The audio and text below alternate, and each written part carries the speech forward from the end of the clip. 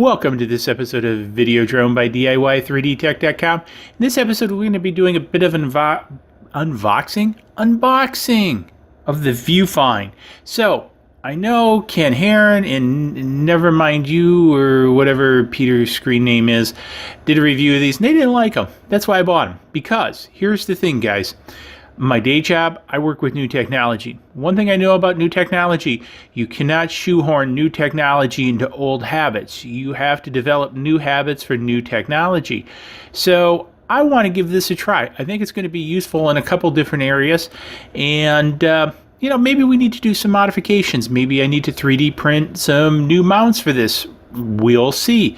But I really like the idea of this from a couple different dimensions. So tell you what, let's get into it. All right, so we have the Vufine. Comes in a very nice box, very light. I'm really not sure how to open it. I think it's got one of these secret seals that you have to pull this. So if you pull it and rip this apart, then everybody knows this box has been opened by you. Ooh, pretty. Look at this. This really does look nice. I'm impressed already. So we got this typical case for it. And we have the unit itself. Let's get right down to brass tacks. So the unit looks very nice. I'm impressed so far with the looks of this. And so one of the things, I'm going to move this off away. So we're going to set that right there. So we got a couple different mounts. So we got this mount, which I'm assuming that this is sort of a magnetic mount to here. And what especially Ken Heron complained about is it turning like this. And because this kind of wraps around your glasses and it kind of turns. Now there's some other metal mount here I'll need to take a look at. Pop that out. Somehow that mounts on something. And then we have the obligatory fake glasses that actually have clear lenses in them. And because actually part of what I'm thinking about doing is taking some of my readers and popping one of the lenses out. So I don't know, I'm going to experiment with that. I don't know how that'll work, but I want to give that a shot. So let's see what else do we have in here for cables. So we've got an HDMI cable here. So it's a full-size HDMI to, looks like a micro HDMI, and I'm assuming that that's going to plug into one of these ports down here. Kind of looks like that. And then that cable will come down. I don't know if it has an adapter. Now we've got a great little sticker, and we have another micro USB cable. Surprise, surprise. And that looks like about it in this box. I thought maybe I would be getting an adapter, but nope, that's outside of the book and stuff inside of here. No, that's about it. So yeah, because I think one of the things, and they might sell a couple different packages of this too, because I noticed some of them came with a little bit different mount for the magnetic clip on the side here, sort of an adjustable one. Now I picked this one up on sale off of Amazon for I think like $135 or something.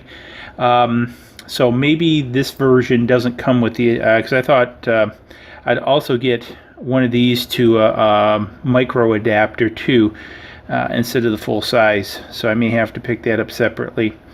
But I definitely see some opportunities here for some 3D printing action to adapt this to some glasses or a,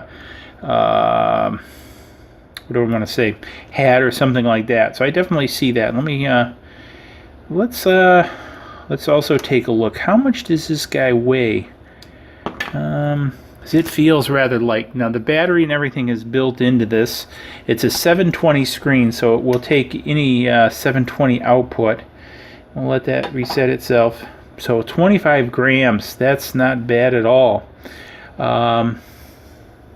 Again, I'll have to look through some of the instructions.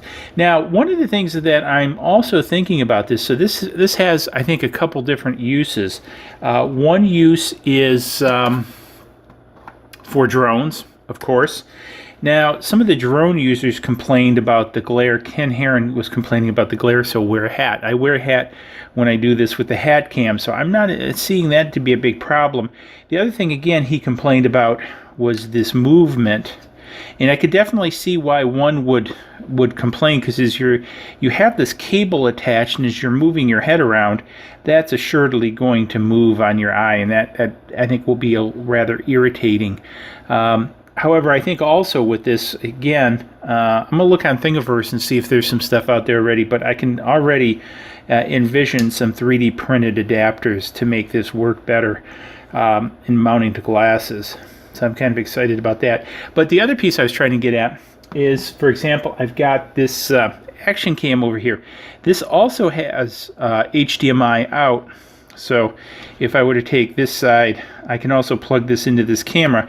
Now the piece is this is the full size, so I'd have to get micro to micro to make that work. But for my various cameras, you can use this as an electronic viewfinder. And this is one of the other big things that I really want to do with this, is use this as an electronic viewfinder to center videos, and also as I'm producing these videos to be able to kind of see, or when I shoot drone videos to be able to see what I'm shooting. Especially because again, with these action cams or the EM1, which I use a lot in the field, it doesn't have a viewfinder, so this will make it a far easier for me to tether it. Would be really cool is if you had a wireless HDMI setup so you could actually stream it. I do know that the folks at Vufine are actually looking at doing a wireless version of this. Now, I think that would be really cool. So I figure for $135 is worth getting this to experiment with. I think I'm going to have to chip in and get a couple of the cables. I like how lightweight this cable is. Most HDMI cables are pretty heavy. This one's very lightweight. And I think that's going to be part of the key, is getting another lightweight one to match with this. And again, this just pops in here. Make sure I get it the right way, and boom, you're good to go. So I'll be doing some more videos with the quality of this and everything, and sort of what I think. And I'll be putting it through its paces, I think, quite a bit more, because again, I want to cover out using it in several different dimensions, because the Unique Typhoon H has a HDMI out, which I fly, as well as the 3DR Solo has HDMI out. So both of these will work very nicely with this. Also, I have another tablet that has HDMI out from a micro port that I could use with the Spark. So tons of different options that one could actually use this for. I think there's going to have to be some maybe design modifications made, because one of the things I'm already thinking about doing is a blackout piece that fits around this viewfinder piece, making it out of TPU, sort of like an eye cup, so when it goes against the glass, it light blocks and prevents the light leaks around this. And it doesn't have to be so big as to really attenuate your vision outside of this, but enough to prevent the light leaks. So again, I'm really excited about this. I see a bunch of projects that I could do out of this, and I think this will actually be a pretty exciting gizmo to mess around with. So stay tuned on this one. So anyways, that's pretty much what I got here. So this is what we see. This is what comes in the box. So hopefully you found it interesting. So let me know what you guys are thinking about for lunch. And also don't forget the subscribe button over there. And we'll see you guys in the next video. Cheers.